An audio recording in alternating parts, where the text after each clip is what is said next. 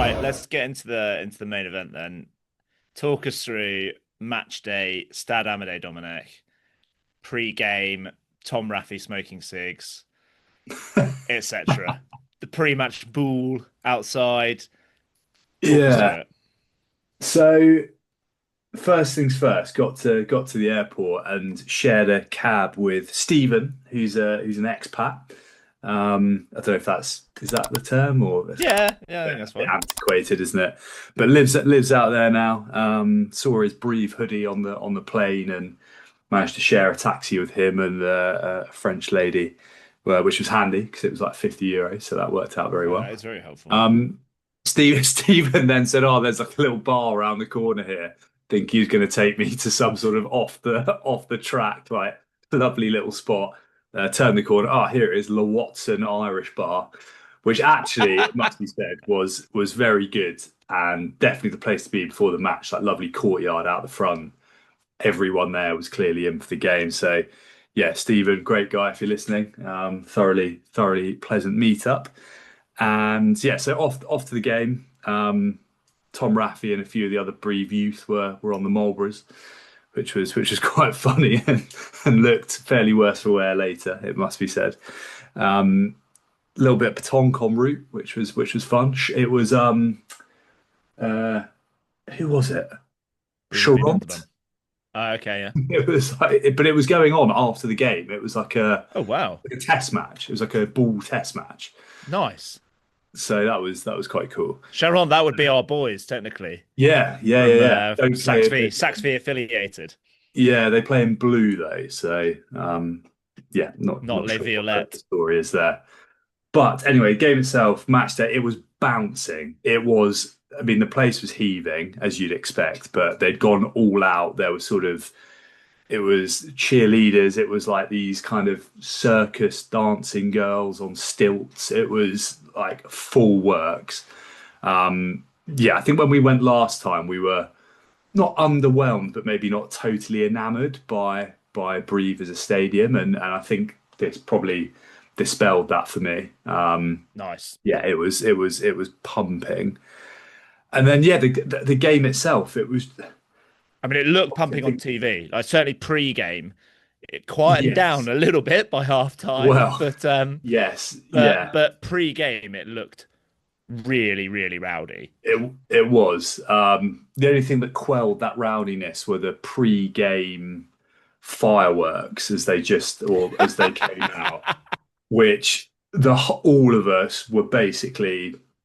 I don't know how many combined years of life have been taken off by inhaling, but just covered in like bits of white and black, I don't know, pyrotechnic plastic, choking, coughing, where we were all stood. Could just about see the posts by about the third minute of the game. So that was, yeah, maybe a little bit of work needed there. It was one of the more aggressive like smoke smoke. I don't know what you call it, Smoke but thing is what I call it. Yeah. yeah, like that I've ever seen. It genuinely looked like a kind of bomb had gone off. I'm glad that came across on, yeah, watching it as well. But it was pretty pretty You smog. can't even see the next stand. No, no, you That's can't. amazing. Um, Um, yeah, the game itself, I think probably most people listening will know that Montauban prevailed, well, pretty comfortably in the end. What was the final score? 29-30? yeah, I got something that like right. And it was pretty extraordinary in the sense that I genuinely don't think there was a single person, maybe bar the Montauban team, that thought that was going to happen. that. It Yeah, was, and I haven't watched it back, but to me it felt like, I mean, Brive were incredibly disjointed, yeah, and I think discipline, but not just in the sense of a few yellow cards and a bit of pushing and shoving. I mean, discipline in the sense of like patience, willingness to go through phases, discipline at the scrum. This was a sort of classic in the first half, at least, case of where it was blindingly obvious that they had the massive nudge in the scrum, but yeah. just couldn't bring themselves to Didn't keep it in their pants, basically. exactly. Very similar to the that Past Cas Northampton Northampton, yeah. quarter-final where they just couldn't control it. Um, and yeah, and Montauban were outstanding. Like we spoke a lot about Jerome Bosviel, but this almost felt like his sort of like defining opus as a Pro Day legend. Just the variety of his kicking game. It felt like they just had a bit of a plan for everything. They were far more pragmatic. I mean, ultimately, the two tries come from the ball, balls getting knocked back, but both from Brive and apart, like a really poorly executed sort of pass backwards when the ball's bobbling on the floor. So it wasn't like they created loads, but they had those two chances. They took them brilliantly with a little bit of luck, and they just had a. I don't know. It's hard to describe, and as you said about the second half, it's one of those games where so they went for the big kind of 7-1 bench, didn't they, Brive, and it all comes on. They roll over a driving wall, and there was that kind of sense of inevitability that at some point it's got to happen. But that was it. They never really created anything, bar a bit of forward dominance for the first 50 minutes. It never felt it like I'd be surprised if they went through more than 5 phases at any point in the game, or at least that's how it felt. Kind of watching in the corner, and yeah, it was the atmosphere in the ground afterwards. At least from the and the Brive side, the Montauban fans gave it as good as they got. They were amazing, absolutely amazing. But people were like crestfallen, and understandably so. It just couldn't have gone more against the script. If it was quite remarkable to be there. I don't know if from your angle with a bit of commentary and seeing bits of it, there's probably a slightly more technical view. Well, But for me, the commentary, the commentary was because obviously Joe Worsley was working. It was Dan Bigger who had never kind of wasn't aware of Jerome Bosviel. I don't know how much Pro Day he watches, but it was quite clear that he'd never seen him play before, but it was also absolutely blown away by Jerome Bosviel. He was like, I'm getting this guy's poster on my wall. He's got to be playing top 14 next year. I was like, this guy's 35. He's never played outside, like above Pro Day 2. I'm not sure, like, if Montauban aren't getting promoted, I don't think Jerome Bosviel is being snapped up by Clermont. Like, Racing's playmaker hole is going to be taken by Jerome Bosviel. I can't see it myself. He was magical though. He was because we gave him the big build up before the semi, and the barrage game, and the balls. He's mastered the balls now, mate. That's the clear thing. But yeah, the variety of his kicking, the length of his kicking. Yeah. I think at least one penalty that they got came from a spiral bomb, which just they looked kind of hapless under the high ball. I think it has to be said. Bosch and Dreedy. I think the 7-1 bench that immediately sent a bit of a wall. I never thought Montauban were going to win it. Like, I was actually thinking, because at some point we're going to have to do our review look at our predictions and throughout the season and our I remember, like, after we went to watch Brive back in September, I think I said I can't see a final that doesn't involve Brive, and I still kind of think that. Like, I still kind of can't believe that that Montauban team has done that.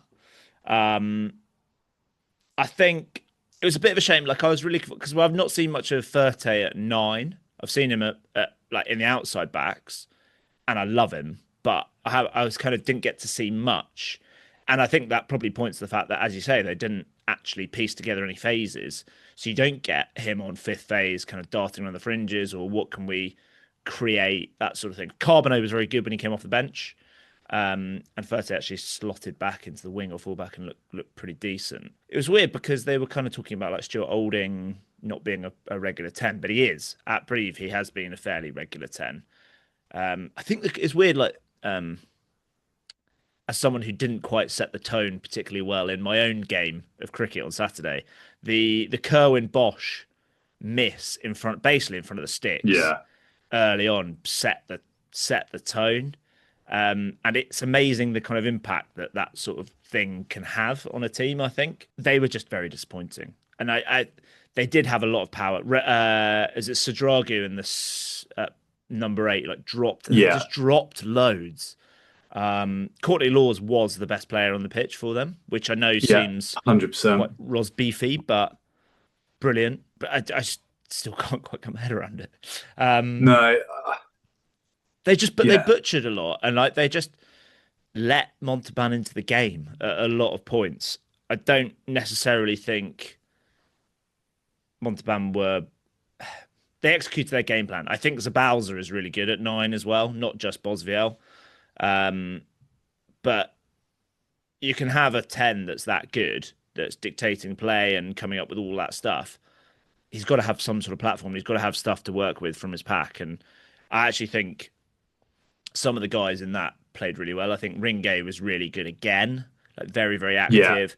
I thought really badgery point this, but Kanika in the second row stopped a lot of the driving mauls from Brive that got turned over and kind of given to Montauban as scrums. That was largely Kanika and the front row being right in the Boiling. middle of those mauls and just like phenomenal, just strength, like just raw world's strongest man type farmer strength.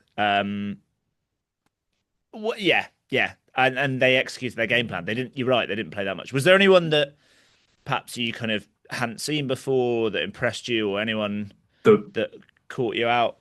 you mentioned him there, Ringay. Yeah, 7 was brilliant. I hadn't. I know you mentioned him once or twice before. I hadn't really seen much of him.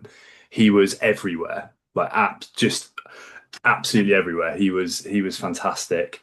And I thought, yeah, the 8 Noche was decent. But yeah, it wasn't. You're right in the sense that it was the execution of a game plan as yeah, opposed to any dominance anywhere, and that is no way like an insult to Montauban, because it was like their game plan was perfect. It was pragmatic, and I think Brive were a bit outthought. One quick thing on the sort of 7-1 bench was uh, this was going to like stitch a team up at some point. I'm not aware that Brive have ever done this before, and it's yeah, easy after the fact, and it's not the sole reason they lost by any stretch. But the irony of it was that by the end of that game, their pack was getting absolutely minced, and I yeah, think it summed up the final play. They'd been driven yeah, off the ball, and it was a classic kind of. It felt to me like one of those scenarios where actually what they needed. And I don't know who this person would have been. And I know they've got versatility in their backs with Furte and Bosch and Olding, which maybe makes that 7-1 a little bit more viable. But they needed something to spark them. And there was nothing because they pulled everyone off. Well, it looked like that could have been very temporarily. It looked like that could have been Carbono at one point. Yeah, yeah, but it needed to be more than that. And it's almost as just a kind of final word as a place when you fly into Brive Airport, like all the within the airport, it's CA Brive everywhere. Like every shop is flags, merch. Like everyone in that town, taxi driver saying you might struggle to get somewhere to eat tonight because they'll be closed watching the game. Like it's almost inconceivable that club is not in the top 14, and I'm sure they'll come again, and I'm sure they'll be favourites probably next year. Um, Some but serious signings on there. it was quite incredible. Also, we have to point out because I don't think it was mentioned at all on commentary. This Montauban team were so. I know we've say it every week. Were so close to getting relegated this time last year. Like 1 year on from a late try to snatch a 1 point win away at Narbonne to prevent them going into National. 1 year on, they are dominating on the scoreline and comfortably beating essentially a top 14 team away from Yeah. home in a semi-final. Just fair effort from Sebastian Tiller's board, who was very good at the back end of last season with Rouen. He also looks his designer stubble is top Oh drawer, I have yeah. to say. Unbelievable. That was in my notes actually. Tilly's board looking phenomenal was Yeah. is genuinely what I've got here.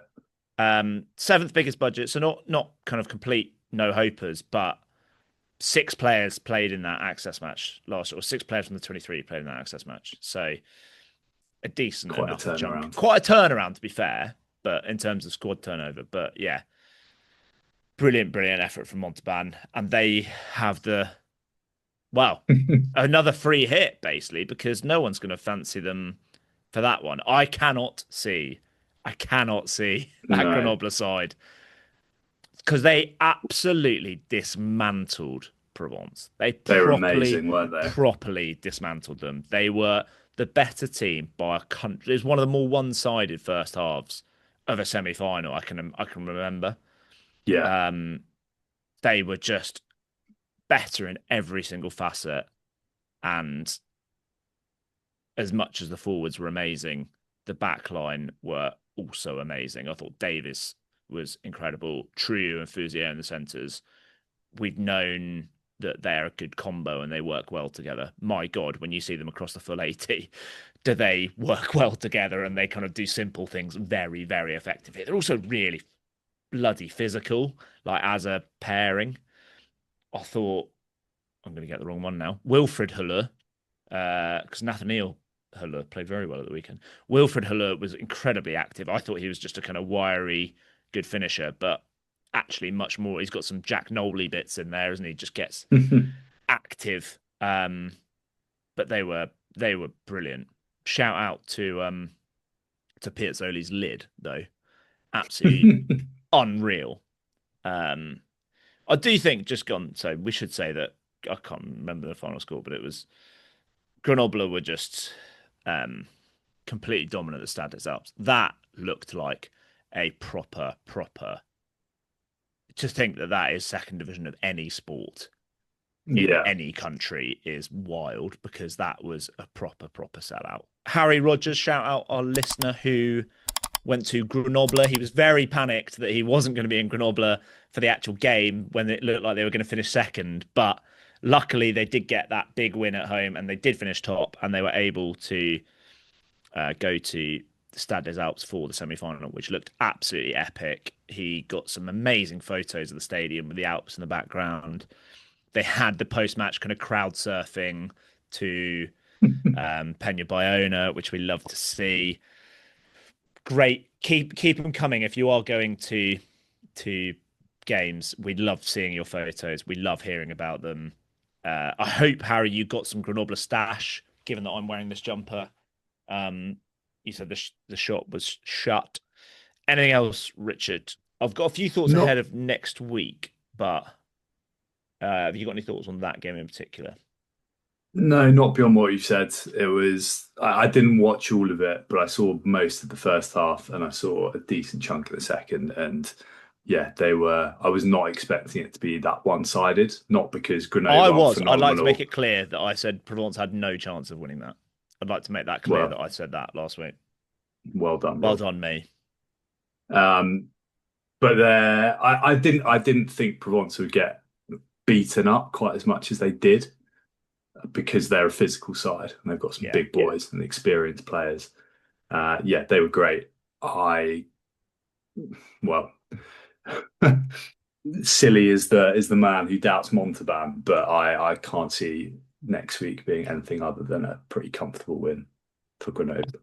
I think sorry, I've just seen in my notes. Baptiste Couillou was in the crowd, and I remembered that very, very briefly up on screen in the Brive game, they showed what I assume was Cedric Haymans. It's one of those things where you see someone, I recognise that bloke. He's famous. He's a rugby player. Took me a while because he looks quite a bit older, as he would, but he was always quite a chunky player, Cedric Haymans. He looks like a former rugby player, chunky. You know, like when you see like a bloke that's like probably patron. Was he wearing like a flowery shirt? Possibly, yeah. Because there were loads of blokes there who looked like old rugby players in like Eden Park, like floral Yeah, yeah, numbers. yeah, Yeah. yeah. But the thing about next week is that it's Montauban can try and pull off that game plan, and as much as they defended well at Maul and stuff like that, and they defended well generally and Bosviel, but kicking around the park, they are coming up against another brilliant game manager who is basically like Bosviel but with bells. Like it's International pedigree. well, he's got like the running game. Like Bosviel doesn't have that Sam Davis running game that Sam has shown throughout the season. Of kind of like there was the intent to go at various points that I don't think we'll see from Bosviel. And he's kind of, I think, just he can match him kick for kick, and the drop goal was amazing. And yeah, I think the game manager. The one thing for Grenoble is so they had injuries to Georgie Javacchio, who's a big ball carrying second row, Sergio, who Sam Davis referenced as like the big number 8 carrier, and our man Pio Muarua. They were all already injured, and Hardwick got a red card, and Jose Madeira. So stupid. Yeah, that was really stupid. Although, how good were Ealing last year? Like they had him, they had Dan Lancaster. How were they not in the Premiership? Like, and Jose Madeira, who's an absolute stalwart for them in the back row in terms of physicality and tackling, went off in 7 minutes, and I think he was I think I heard he broke his foot, and I think there was an HIA protocol on someone else as well, the second row. So Grenoble are going to be without quite a lot of big ball carriers and big bulky men in that back five of the scrum. Certainly the ball carrying, they're already without 3 ball carriers. They're possibly without another 2.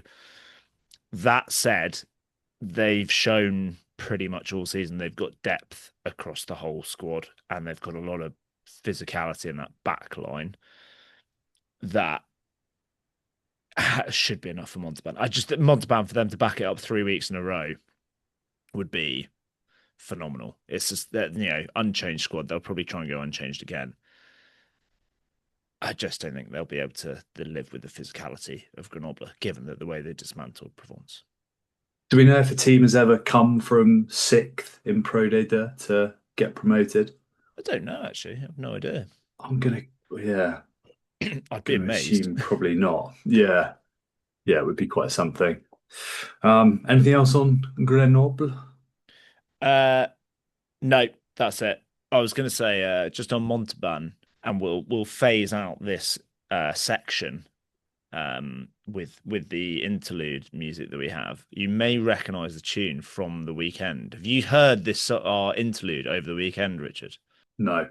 Because it seems the song Au Ville Lumière, or Tous Ensemble on Chantera, has been co-opted by PSG fans. So apparently it's not a historical PSG song, and I don't think it's a Montauban one, but one of the interludes that we use is live, recorded by me from Stade Sapiac, of the same tune of Tous Ensemble on Chantera, which has been everywhere this weekend and I've noticed it throughout the Champions League that PSG's fans sing it, and it's a good one. It's a good chant. But yeah, I don't know where it's come from or what the connection between Montauban, Paris Saint-Germain, the original song is, but I don't think I've not heard it anywhere else in rugby, but you will hear it, presumably in the Pro D2 final this weekend with the Sapiac Ultras. But yeah, the one that you hear on our podcast is from Stade Sapiac. Not randomly a PSG chant thrown into our rugby podcast.